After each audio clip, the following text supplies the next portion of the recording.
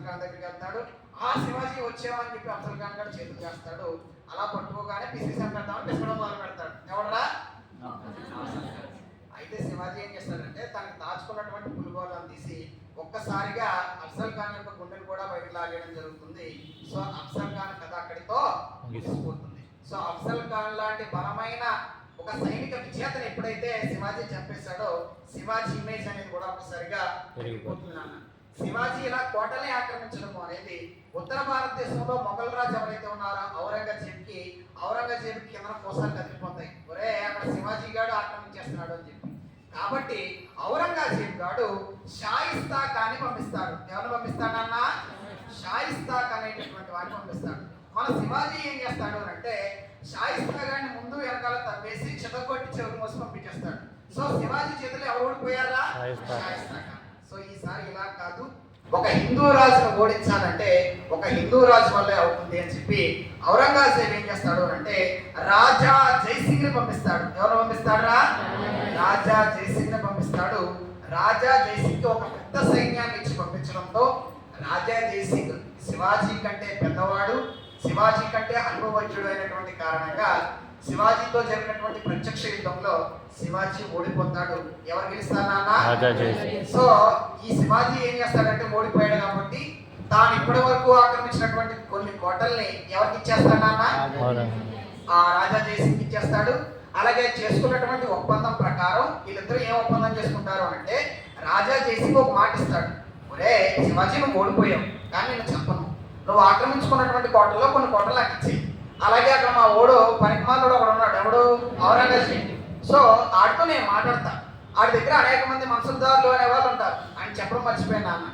ఇప్పుడు ఢిల్లీ సుల్తానుల్లో సైనిక విధానాన్ని ఇక్తా పద్ధతి అన్నాం, కాకతీయుల్లో నాయకర పద్ధతి అన్నాం, విజయనగర రాజుల్లో అమరనాయక పద్ధతి అన్నాం. సేమ్ అదే యాస్టీస్ పద్ధతిని మొఘలు ఏమన్నారు అంటే మన్సబుదారీ పద్ధతి అన్నారు. ఏమన్నారు నాన్న?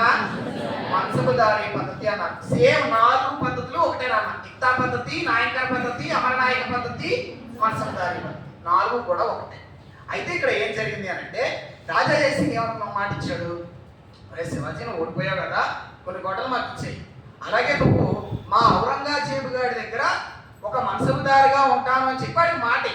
నిన్ను ఒక పెద్ద మన్సబుదారి కింద ఇంకా ఔరంగజేబు గారి తర్వాత నీకే ఒక పెద్ద కుర్చీ వేస్తాం. ఇంకా ఆడి తర్వాత చిన్నరాజు ఎవరు అని అంటే నువ్వే అన్నట్టు కళ్ళబొల్లి కబుర్లు అన్నీ చెప్తాడు. ఎవరన్నా? రాజా జైసింగ్.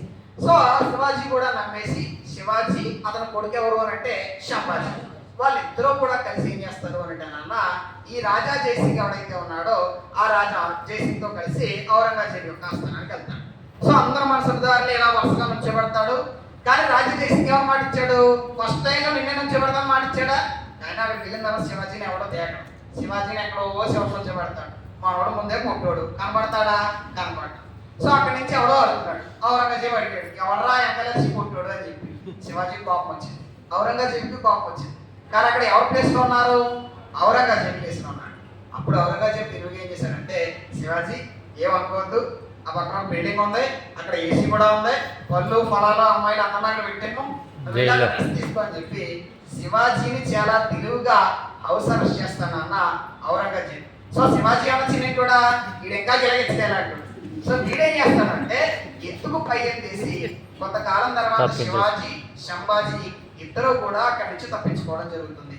అలా తప్పించుకొని వచ్చిన తర్వాత మన శివాజీ ఏ పట్టణం మీద దాడి చేస్తాడు అంటే మొఘలులకి సంబంధించి గుజరాత్ లో ఉండే ప్రసిద్ధ రేవు పట్టణం ఏది అని అంటే కనుక సూరత్.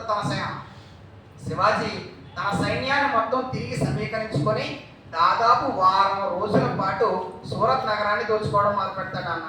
సూరత్ అనేది ఒక మంచి రిచ్ ఏరియా లాంటిది మాట. సో దాన్ని దోచుకోవడం మొదలు పెడితే ఆ సూరత్ పాలకుడు కూడా ఔరంగజేబు పారిపోతాడు.